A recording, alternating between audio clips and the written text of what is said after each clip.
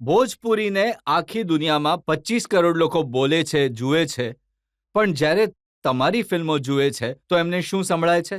સૈયા, ગોરી, Khatiya, choli, blouse.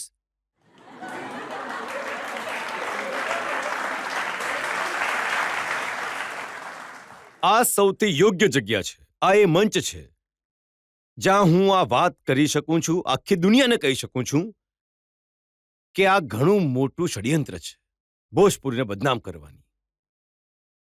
અને એની પાછળ કારણ પણ છે. અમારી ફિલ્મો બને છે 1 કરોડમાં, બાકી ફિલ્મો બને છે 10 કરોડ, 20 કરોડ, 50 કરોડ, 100 કરોડમાં.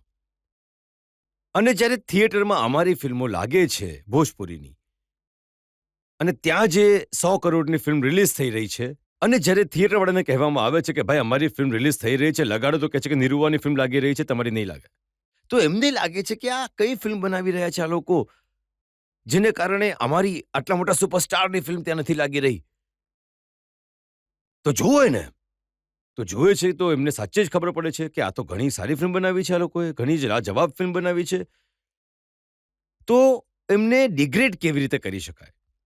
તો ડિગ્રેડ કરવા માટે મીડિયામાં, દરેક ઇન્ટરવ્યુમાં, દરેક પ્લેટફોર્મ પર ભોજપુરીને અશ્લીલ વાત કરીને એમને એનું એવું જતાવવામાં આવે છે કે જ્યારે કે આજે આખો દેશ નક્કી કરે, આખી જનતા નક્કી કરે, જજ સાહેબ નક્કી કરે, તમે નક્કી કરો, જે તમે આરોપ લગાડ્યો છે કે અમારા ગીતોમાં રહે સૈયા, તો એમના ગીતોમાં શું રહે છે?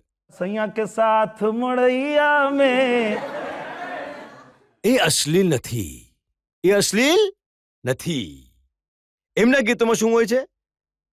અમે ખાલી એ અમારા ગીતોમાં બતાવ્યું કે મારી પત્ની છે અને એ તૈયાર થઈ રહી છે જવા માટે, અને એ કહી રહી છે કે હાથ પહોંચત નહીં ખે જાતા રૂક રાજાજી, લગાય દઈ ચોલિયા કે હુંક રાજાજી.